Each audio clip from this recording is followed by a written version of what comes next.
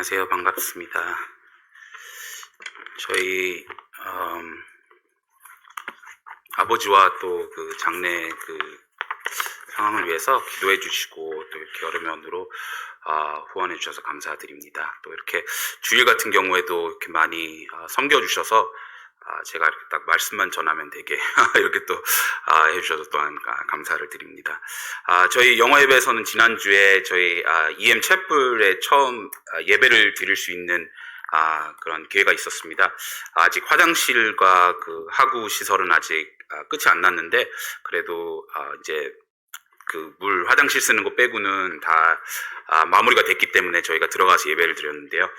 참 좋더라고요. 이렇게 지하에서 들이다가 가서 그런지 예배당 TV도 갑자기 엄청 큰 게 있고 마이크 시설도 되고 그리고 이번 새로 들어가면서 또 에스더가 피아노를 치기 시작했는데 전에는 저희가 원래 녹음을 사용했어요. 근데 녹음의 단점은 뭐냐면 제가 원래 기억력이 조금 안 좋은 편입니다. 그래서 가끔씩은 찬송을 인도하다가 이게 3절인지 4절인지 기억이 안 나는 거예요. 3절인지 4절인지 기억이 안 나서 제가 한국에서 사역을 할 때도 한 번 그런 적이 있었어요.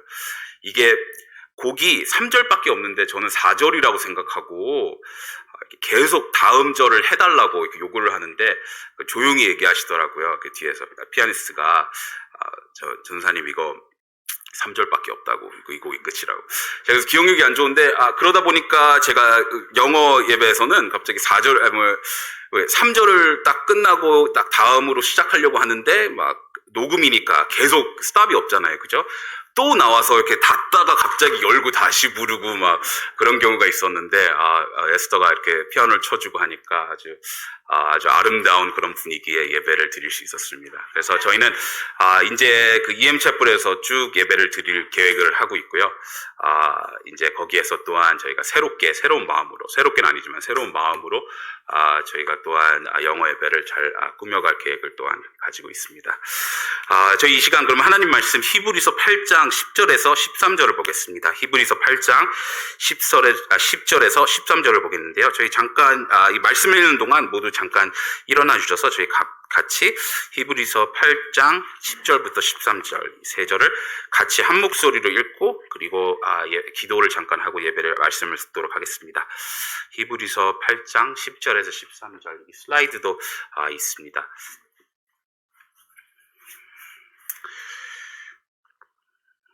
그리고 이 영어로 말씀을 들으시는 분은 제가 영어를 하는 사람이기 때문에 오늘 그 통역이 없습니다. 그래서 제가 이 verse는 하려고 했는데 제가 다 해야 돼 보니까 시간이 너무 많이 걸리더라고요. 그래서 이 성경책을 가지고 이렇게 열심히 이렇게 돌리면서 말씀을 들어주시기 바랍니다. 히브리서 8장 10절에서 13절 저희 한 목소리를 다 같이 읽겠습니다. 시작. 또 주께서 가라사대 그날 후에 내가 이스라엘 집으로 세울 언약이 이것이니 내 법을 저희 생각에 두고 저희 마음에 이것을 기록하리라. 나는 저희에게 하나님이 되고 저희는 내게 백성이 되리라. 또 각각 자기 나라 사람과 각각 자기 형제를 가르쳐 이르기를 주를 알라 하지 아니할 것은 저희가 작은 자로부터 큰 자까지 다 나를 알미니라. 내가 저희 불의를 긍휼히 여기고 저희 죄를 다시 기억하지 아니하리라 하셨느니라. 새 언약이라 말씀하셨음에 첫 것은 낡아지게 하는 것이니 낡아지고 쇠하는 것은 없어져가는 것이니라. 제가 기도하겠습니다. 하나님 아버지 저희 이 시간을 저희에게 허락해 주시고 또한 함께 모여 말씀을 펼쳐 같이 말씀을 들을 수 있는 기회 또한 주님께서 허락해 주셔서 감사합니다. 이 시간 저희가 이 말씀을 묵상하고 들을 때 주님 저희 마음속에 역사하여 주시고 이 말씀을 통하여 저희가 주님을 더 닮아가고 또 변화되는 저희가 될 수 있도록 주님께서 저희 마음속에 역사하여 주시옵소서. 모든 말씀 예수님 이름으로 기도했습니다. 아멘. 자, 앉아 주십시오. 저희는 그 어느 때보다 건강과 간에 예민한 시대에 살고 있습니다. 코로나뿐만이 아니라 독감에서부터 새로운 병들까지 저희를 불안하게 하기도 하는데요. 그러나 백신들과 독감 주사로 요즘은 많은 병들이 통제가 되고 있는 그런 상황입니다. 백신이나 독감 주사 원리를 생각해 보면 작은 양의 바이러스를 사용함으로 우리의 몸을 강화시키는 그런 원리입니다. 모든 병이 그렇진 않지만 많은 경우 우리의 몸이 건강하고 강할 때 바이러스와 맞서 싸우고 또 우리의 몸을 보호할 수 있다는 그런 사실입니다. 그렇다면 저희는 영적으로는 어떻습니까? 우리가 이와 같이 이런 같은 원리를 적용한다면 우리의 마음이 안정적이고 그리고 믿음으로 살아갈 때 저희는 죄와 유혹을 물리치고 하나님의 뜻대로 살아갈 수 있습니다. 그렇다면 믿음으로 살아가기 위해서 저희에게 필요한 것은 완벽한 환경도 또 특별한 믿음의 계기도 아닌 영적으로 건강해야 한다는 그런 사실입니다. 영적으로 건강할 때 마음의 여유가 있습니다. 영적으로 건강할 때 믿음으로 상황 파악을 하게 됩니다. 그리고 영적으로 건강할 때 우리의 경험과 지식, 그 이상의 비전을 가지고 살아나가게 됩니다. 그렇다면 여러분의 영적 건강은 어떠십니까? 오늘 본문 말씀에 있는 이 히브리서는 우리의 믿음을 다루며 예수님을 우리의 위대하시고 영원한 대제사장으로 기록하고 있습니다. 히브리서의 그 저자는 예수님의 위대하심과 그의 대제사장으로서의 역할을 설명하고 8절에 와서는 새 언약에 관해 이야기를 합니다. 단순히 이야기하자면 언약이란 이 약속이라고 말할 수 있는데요. 성경에서 나오는 이 언약을 공부하면 구약과 신약의 차이를 보게 됩니다. 먼저 구약에서는 히브리어 베레트, 슬라이드가 있을 거예요 아마. 네. 베레트라는 이 단어로서 언약의 의미는 가르다 또는 나누다로 하나님께 드리는 약속 또는 서약을 의미합니다. 하지만 신약에 와서는 헬라어 디아이테케라는 그런 단어를 사용하는데 이 뜻은 유언이나 언약이라는 뜻과 함께 우리의 행위보다는 이 유언과 언약을 남기신 하나님께 초점을 두고 있습니다. 그러면 오늘 본문 말씀으로 돌아와 13절에 보면 새 언약이라 말씀하셨음에 첫 것은 낡아지게 하신 것이니 낡아지고 쇠하는 것은 없어져 가는 것이니라 라고 이야기합니다. 저희가 구약에 나오는 언약들을 생각해 보면 이 언약들은 언제나 율법과 연결되어 있습니다. 그래서 늘 조건이 있고 제한이 있습니다. 죄인으로 태어난 인간이 이 많은 율법들을 기억한다는 것과 또 율법들을 온전하게 지킨다는 것은 불가능합니다. 그렇기 때문에 하나님께서는 저희에게 예수님을 보내주시고 이 새 언약을 맺으셨습니다. 그리고 이 새 언약의 컨디션은 바로 이것입니다. 그 누구라도 예수 그리스도를 마음속에 영접하고 죄를 회개한다면 그를 용서해 주시고 하나님과의 교제를 회복하게 하시겠다고 약속하십니다. 요한복음 3장 16절 보면 이렇게 쓰여 있습니다. 하나님이 세상을 이처럼 사랑하사 독생자를 주셨으니 이는 저를 믿는 자마다 멸망치 않고 영생을 얻게 하려 하심이라. 여기 계신 성도님들 또한 죄를 회개하고 예수님을 마음속에 영접하신 그런 경험이 있으시다면 이 새 언약에 동참하신 것입니다. 하지만 하나님의 뜻은 여기에서 끝나지 않습니다. 오늘 본문 말씀을 보게 되면 하나님께서는 이 새 언약과 함께 저희에게 믿음으로 나아가라고 하십니다. 만약 구약에서의 이 언약은 올바른 행위의 목적이 있었다면 신약에서의 새 언약은 예수님을 통해 우리가 안에서부터 변화되는 것에 있습니다. 고린도후서 5장 17절에는 그런즉 누구든지 그리스도 안에 있으면 새로운 피조물이라 이전 것은 지나갔으니 보라 새 것이 되었도다 라고 이야기해 줍니다. 지난 금요일이 우리 매튜의 6번째 생일이었습니다. 매튜는 아침에 일어나자마자 엄마에게 달려와서는 저 이제 6살이에요 라고 이야기했다고 합니다. 우리 집의 막내인 매튜는 이때까지 6살이 되면 할게요 라고 한 그런 약속들이 엄청 많이 있습니다.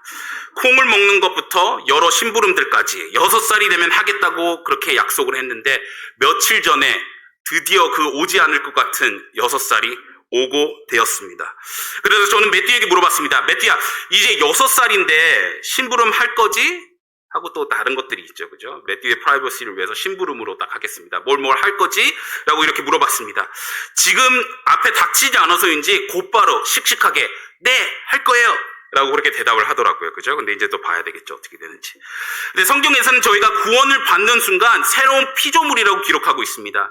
그 말은 이전에 어떤 사람이었고 또 우리가 어떤 삶을 살았든지 이제는 예수님 안에서 새로운 초점과 목적을 가진 사람이 되었다는 그런 이야기입니다. 6살이 되면 할래요. 예수님을 마음속에 영접하고 구원을 받으신 경험이 있으시다면 지금이 그 미루던 순간이라는 사실입니다.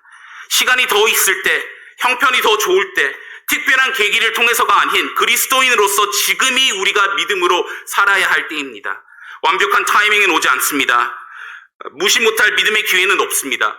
우리가 만약 떠밀어져야 하나님을 섬긴다면 그 태도로는 하나님께 영광을 돌리지 못할 것입니다. 오늘 믿음의 삶을 선택하시길 바랍니다. 오늘부터 새로운 초점과 목적을 가지고 나아가시길 바랍니다. 오늘 잠시 히브리서를 통해 하나님께서 우리를 어떻게 새롭게 하시는지 보기를 원합니다. 또 이 시간을 통하여 저희가 영적 건강에 꾸준히 투자하는 그리스도인이 되기를 원합니다. 저희가 첫 번째 이 말씀에서 볼 수 있는 것은 말씀으로 기준을 세워주십니다. 말씀으로 기준을 세워주십니다.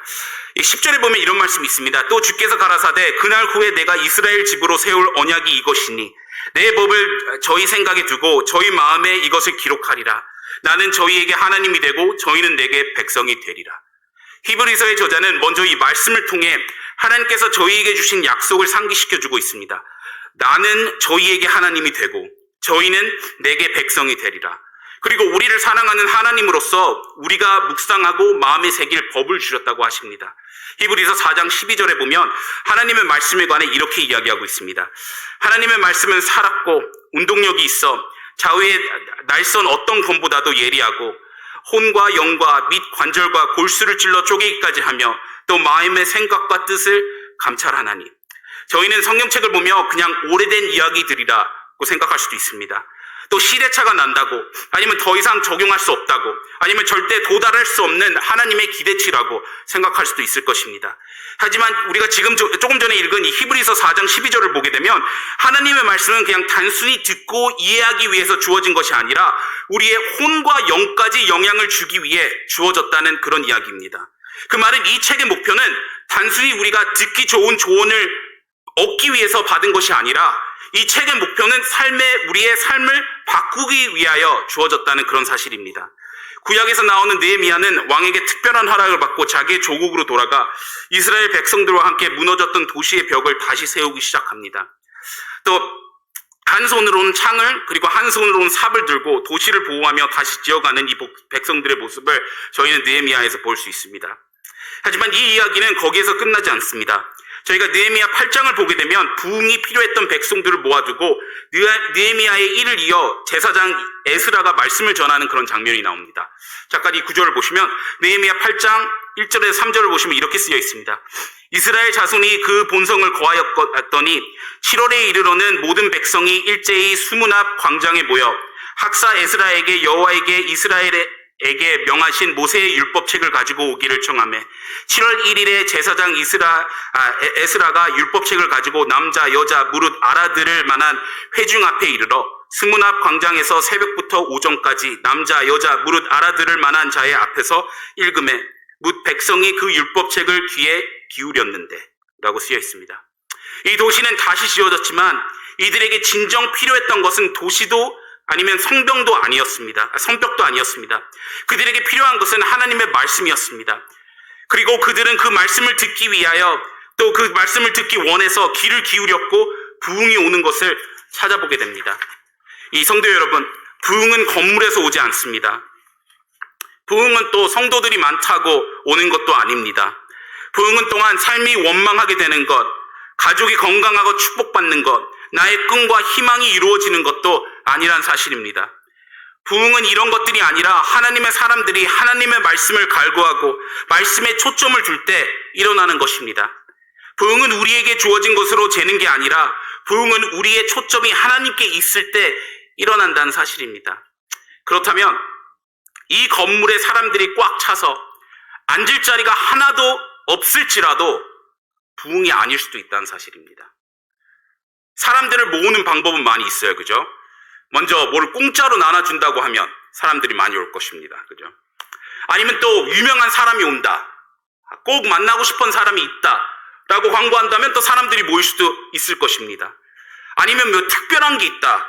라고 광고한다면 또 사람이 모일 수도 있을 것입니다.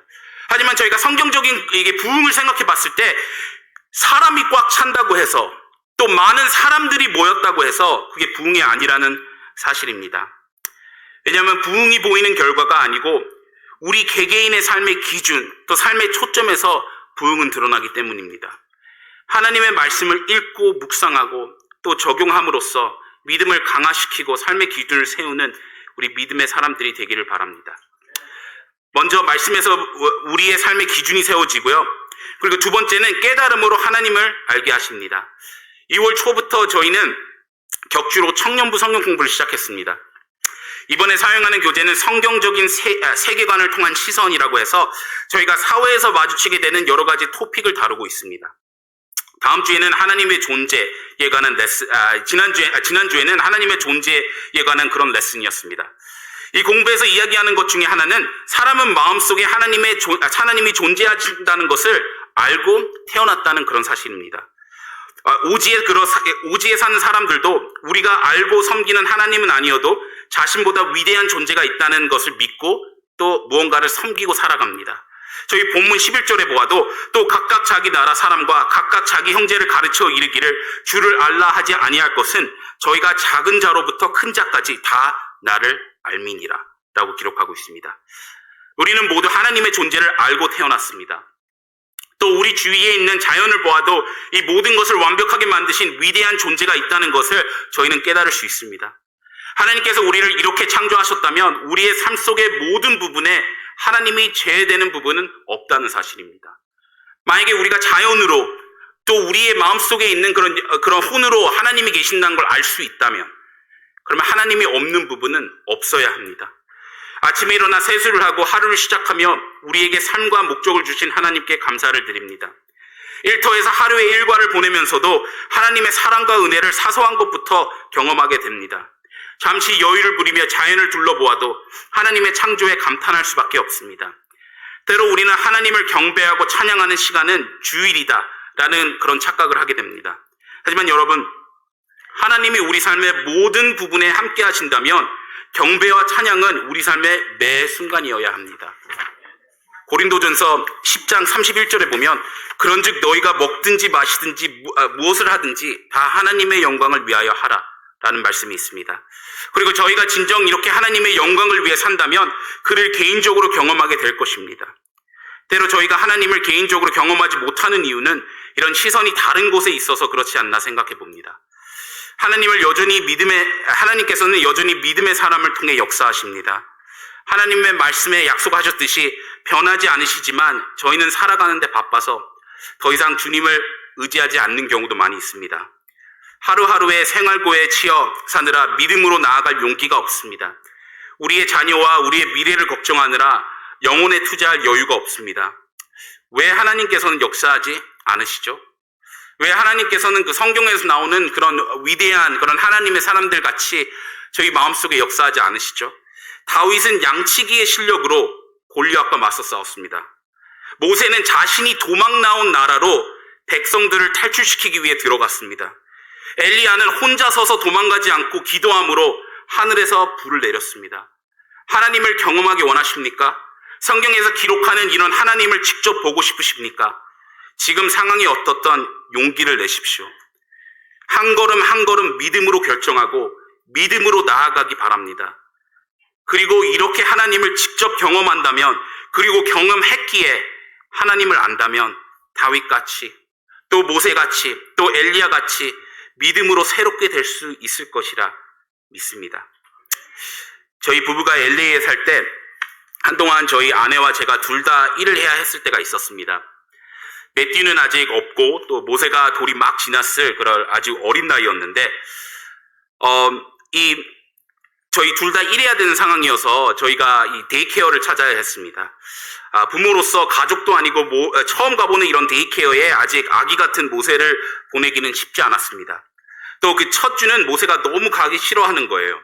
울고 붙잡고 안 떨어지려고 하고, 그래서 아내는 마음이 약해서 저는 그런 게 없거든요. 저는 딱 가서 놔두고 뒤돌아보지 않고 그냥 가야 될 곳을 가는 그런 타입인데, 그래서 제가 이렇게 드랍을 했던 그런 기억이 있습니다. 그런데 그 첫 주가 지나고 나니까 얘가 적응을 했는지 아니면 이게 무슨 일이 일어났는지는 잘 모르겠지만 이 뒤도 안 돌아보고 인사도 안 하고 막 뛰어들어가는 거예요.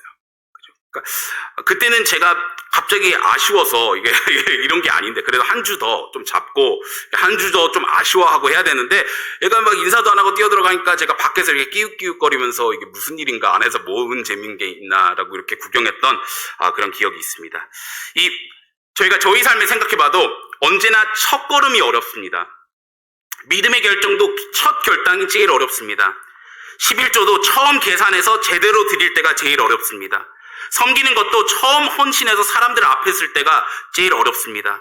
첫 걸음을 떼십시오. 가장으로서 하나님께 경배드리는 첫 걸음을 해보십시오. 아내로서, 엄마로서, 친구로서, 직장인으로서 믿음의 결정을 하시기 바랍니다. 오늘 하나님을 믿음으로 직접 경험하는 그런 여러분이 되시기를 바랍니다. 바랍니다.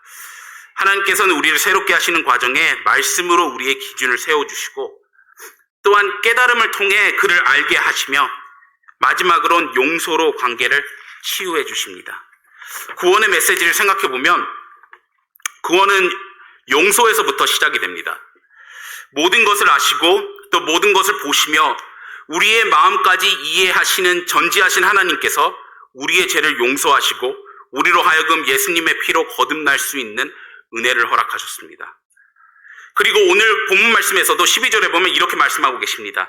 내가 저희 불의를 긍휼히 여기고 저희 죄를 다시 기억하지 아니하리라 하셨느니라. 또 시편 103편 12절을 보면 이렇게 말씀하십니다. 동이 서에서 먼 것 같이 우리 죄과를 우리에게서 멀리 옮기셨으며 이것이 하나님께서 우리에게 주신 새로운 언약입니다. 이 말은 우리가 자유롭게 죄를 지어도 된다는 이야기는 아닙니다. 저희는 그리스도인으로서 예수님을 마음속에 영접함으로 죄를 용서받았습니다. 하나님께서는 죄로 인해 끊어져 있었던 그와의 관계를 은혜와 용서로 치유하셨습니다. 그리고 저희는 이 새 언약 안에 하나님과 개인적인 관계를 맺는 그런 특권을 얻게 됩니다. 그래서 하나님을 보는 시선에서도 구약과 신약에는 차이가 있습니다.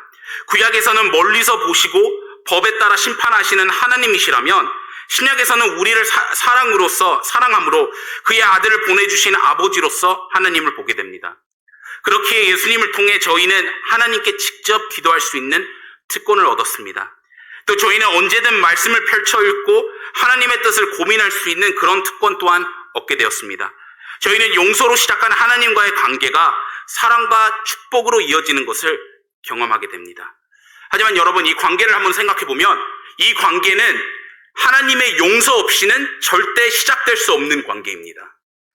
하나님께서 용서하겠다, 내가 이것을 용서하고 구원의 길을 만들겠다 하지 않으셨으면 저희가 무엇을 해도 용서받을 수 없는 그런 관계입니다. 하지만 여러분, 이런 우리가 하나님께로부터 받은 것이고 그리스도인으로서 우리가 나누는 관계는 어떻습니까? 다른 사람에게 사랑과 은혜를 용서로 표현하십니까? 이것은 용서가 하기 쉽지 않습니다. 라는 그런 게 꼭 있죠. 그죠? 나는 여기까지 용서하겠다. 우리 다 있어요. 그죠? 이게 딱 이 선을 지나면 그건 용서가 안 된다. 선을 짓고 그렇게 많이 하는데요. 근데 하나님께서는 죄를 다시 기억하지 않으시겠다라고 약속하십니다. 그렇다면 우리가 그의 본을 따라 사는 성도로서 용서하지 못할 게 어디 있겠습니까? 인간관계에서는 용서가 무지 중요합니다. 때론 우리의 자존심 때문에 용서를 구하지 못하고 중요한 관계가 깨어지는 경우도 많이 있습니다. 그렇다면 왜 이렇게 용서가 중요한 거죠? 그 이유는 용서는 내 마음의 표현이기 때문입니다. 나도 동의한다, 이 상황을 이해한다, 너를 이해한다 라는 그런 의미를 가지고 있습니다. 오늘 여기 계신 여러분, 용서로 치유해야 하는 그런 관계가 혹시 있진 않으십니까? 가까운 부부 사이라서 용서가 필요 없는 것은 아닙니다. 또 날 최고로 이해해줘야 할 부모이기 때문에 용서가 무의미한 것 또한 아닙니다. 친한 친구 사이여서 못할 말이 없는 것 또한 아닙니다. 용서를 구하지 않는다고 해서 그 관계가 깨어지거나 그 관계에서 돌아서지 않을 수도 있습니다. 하지만 그런 관계는 성장하지 못합니다. 우리의 관계가 서로를 향한 신뢰와 존중이 있을 때 성장하는 것을 저희는 볼 수 있습니다. 하지만 저희의 영적인 관계에서도 비슷한 모습을 찾아볼 수 있습니다. 하나님의 용서로 우리는 구원을 받았습니다. 하지만 우리가 죄 안에 살면서 회개가 없다면 죄에 무감각해지고 관계 회복을 할 수 없을 것입니다.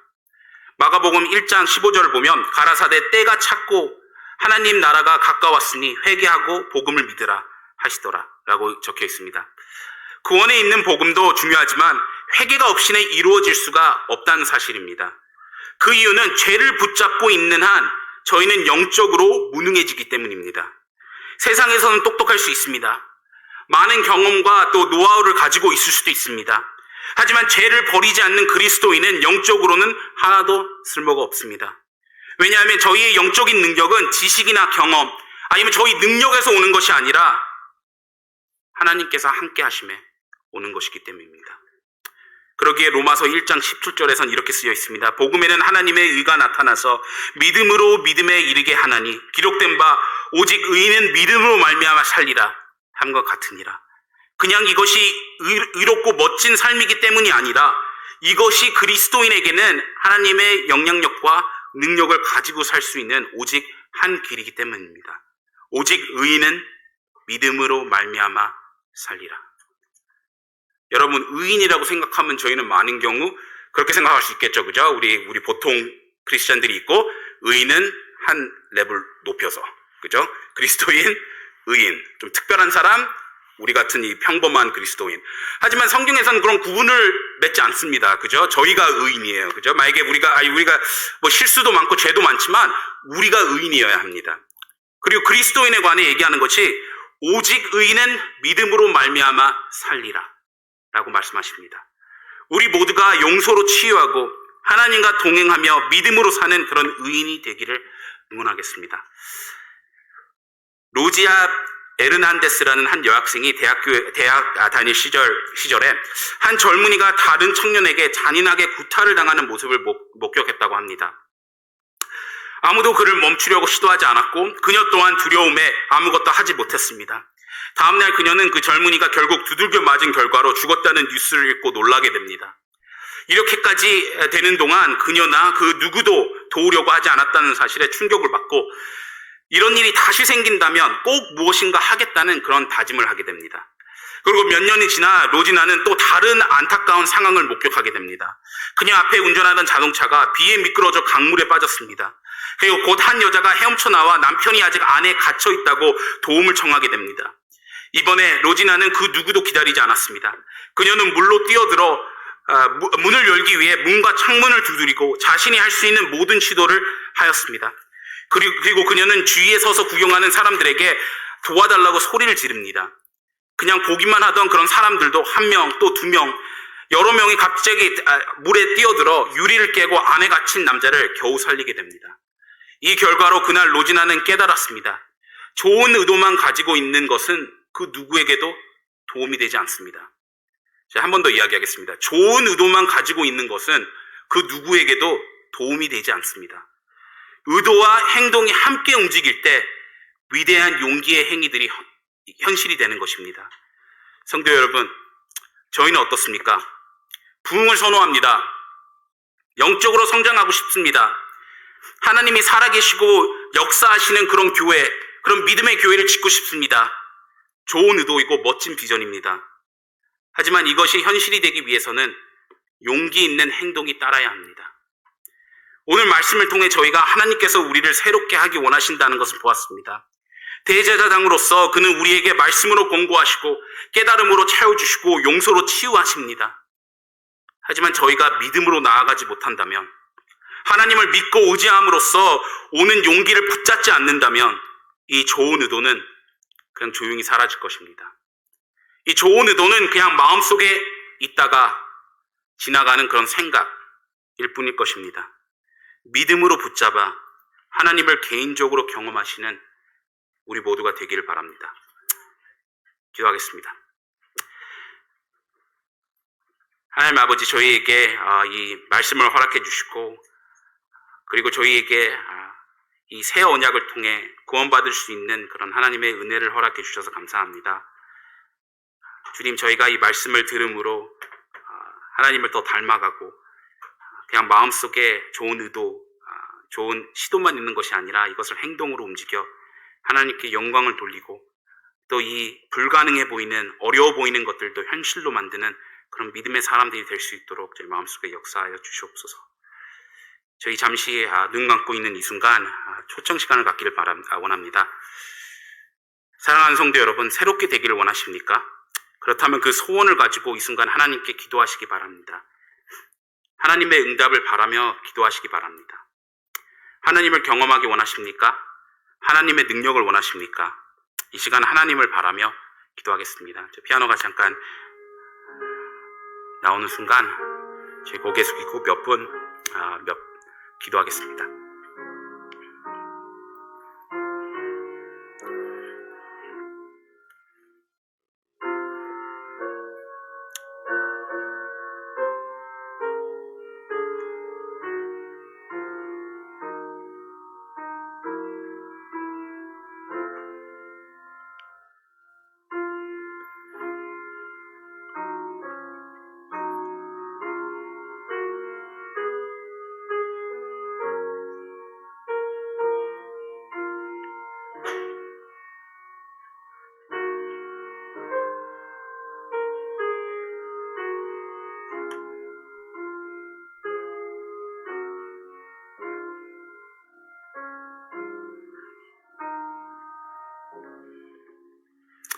하나님 아버지, 저희에게 이 귀한 주의를 허락해 주시고 하나님 말씀을 묵상하고 또 저희가 이렇게 말씀에 결정하고 결단하고 기도할 수 있는 시간 허락해 주셔서 감사합니다.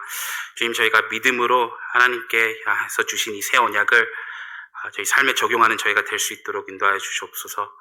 그리고 그것을 통하여 저희가 더 하나님께 영광 돌리는 아름다운 그런 교회가 될 수 있도록 주님께서 역사하여 주시옵소서.